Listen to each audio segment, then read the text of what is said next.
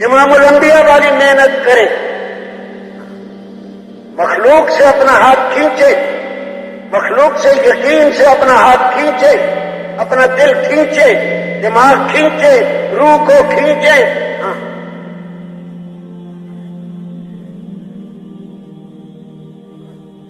فرعونی قوم کا ایک آدمی مسلمان ہو گیا، اپنا اسلام چھپایا ہوا تھا، فرعون کی مجلس میں آتا جاتا تھا، فرعونی قوم کا آدمی تھا۔ فرعون نے کہا میں موسیٰ کو قتل کرتا ہوں، اب یہ برداشت نہ کر سکا، اس نے زوردار بیان دیا اسی مجلس میں، بادشاہ کے سامنے للکار کے بیان دے دیا۔ اللہ نے اس مومن کے نام کی قرآن میں سورہ مومن اتاری 14واں پارہ، 2 رکوعوں میں اس کا بیان قرآن نے سنایا ہے۔ آدھے پارے کی سورت امام الانبیاء کے ارشاد سے معلوم ہوتا ہے یہ بھی اپنے وقت کا صدیق تھا، نبیوں سے نیچا درجہ صدیقین کا ہوتا ہے۔ اور تیسرا حضرت ابو بکر کو بھی آپ نے صدیق فرمایا۔ 3 شخصیات کو امام الانبیاء نے نامزد صدیق کہا ہے۔ یہ ہے ایمان کی دعوت دینا، اس پہ اللہ کو اتنا پیار آتا ہے۔ اصحاب کہف نبی نہیں تھے، بادشاہ کہتا تھا مجھے رب مانو، انہوں نے کہا کہ یہ ہمیں قتل کرائے گا، اپنا ایمان بچانے کے لیے نکل گئے۔ اللہ نے قرآن میں سورہ کہف اتاری، اس میں ان کا بیان کیا، ان کی تعریف کی۔ امام الانبیاء نے ہر جمعے کو وہ سورت پڑھنے کی ترغیب دی، ہر روز سورہ یاسین پڑھنے کی ترغیب دی کہ ان میں ان بندوں کا ذکر ہے، اور بھی ہے چیزیں، ان کا ذکر ہے جنہوں نے اللہ کی طرف بلانے والوں کی مدد میں کلمات کہے۔ اب سوچنے والی بات یہ ہے، اس نے کہہ دیا ان رسولوں کا اتباع کر دو، تو اللہ نے قرآن میں سورہ یاسین میں حکم دے دیا جو نبیوں والے کام کو اپنا کام بنائے، رات دن اپنی محنت بنائے، اپنا مقصد بنائے، نبیوں کی طرح لوگوں کے پیچھے مارا مارا پھرے، ان کو ایمان کی مجلسوں میں لائے، تعلیم کے حلقوں میں بٹھائے، ان کو ذکر و عبادت پہ لائے، خدمت گزاری پہ لائے، اخلاص پہ لائے، اچھے اخلاق پہ لائے، اس کو اللہ کے ہاں سے کیا ملے گا یہ خود سوچ۔ ایک آدمی نے دیوار، اپنا مال زمین میں دفن کر کے دیوار بنا دی اوپر، آدمی مر گیا، دیوار پرانی ہو کے گرنے کے قریب ہو گئی، اللہ نے موسیٰ علیہ السلام اور خضر دونوں کو کہا جاؤ دیوار بناؤ۔ کیوں بناؤ؟ کہ اس میں اس کے نیچے خزانہ ہے جو یتیم بچوں کا، اور ان کا باپ نیک تھا، وکانا ابوہما صالحا۔ ارے جو خود صالح ہو اس کے بچوں کے خزانے کی حفاظت اللہ 2 نبیوں سے کراوے، جو نبیوں والے کام کو مقصد بنا کر مشرق بھی جائے مغرب بھی جائے، ساری دنیا کو صالح بننے کے لیے محنت کرے، اس کو اللہ یوں ہی بھوکا مار دے گا۔ سوچے تو صحیح، اللہ کو کیا سمجھا ہم نے، اللہ کو کیا سمجھا؟ میں کہتا ہوں اگر بھوک بھی بھیج دے تو یہ بھوک اللہ کو کتنی پیاری ہوگی۔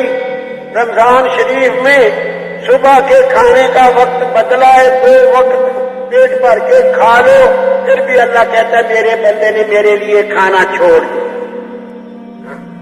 وعزتی وجلالی وکرمی وعلومی، میری عزت کی قسم، میری جلال کی قسم، میں ان کو ضرور بخشوں گا، ان کی دعائیں قبول کروں گا۔ بخشے بخشائے گھروں کو جاؤ، عید والے دن اللہ یوں قسمیں کھاتا ہے جس نے ایک وقت کے کھانے کا وقت بدلا تھا۔ ارے بھوک بھی آ جائے، اللہ کے ہاں اس بھوک کا کیا مقام ہوگا میں اور آپ سمجھ ہی نہیں سکتے، اس کو پہنچ ہی نہیں۔ کیا چھوٹی سی زندگی ہے، اگر اس میں اپنا مقصد بدل کر نبیوں والا کام اپنا کام بنا کے زندگی گزار جائیں تو کیا ہی مزے والی زندگی اگلی آئے گی۔ جو نبیوں کی اطاعت کرے، اللہ کی اطاعت کرے، رسول صلی اللہ علیہ وسلم کی اطاعت کرے، وہ قیامت میں ان کے ساتھ ہوگا جن پر اللہ نے انعام کیا، من یطع اللہ والرسول فاولئک مع الذین انعم اللہ علیہم من النبیین والصدیقین والشہداء والصالحین وحسن اولئک رفیقا۔ اطاعت دو قسم کی ہے، آج ایک قسم کی اطاعت یاد رہی، دوسری ہم بھول گئے۔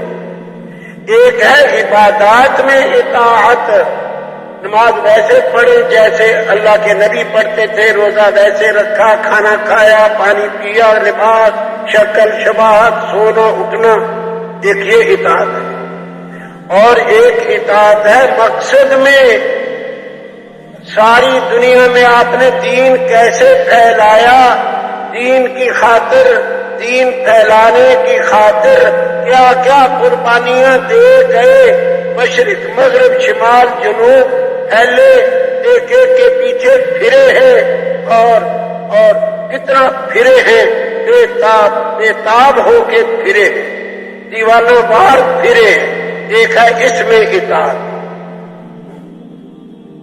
نبی کا اتباع عبادات میں بھی کریں گے، مقصد میں بھی کریں گے۔ مقصد میں اتباع کرنے ہی سے تو ساری دنیا میں دین آتا ہے۔ صرف عبادات میں اتباع کر لیا، تھوڑے دنوں میں یہ عابد فوت ہو گیا، سیٹ خالی ہو گئی۔ اسی لیے تو آج ساری دنیا میں بے دینی ہو رہی ہے کہ نبی علیہ السلام کی اتباع مقصد میں چھوڑ دی ہم نے۔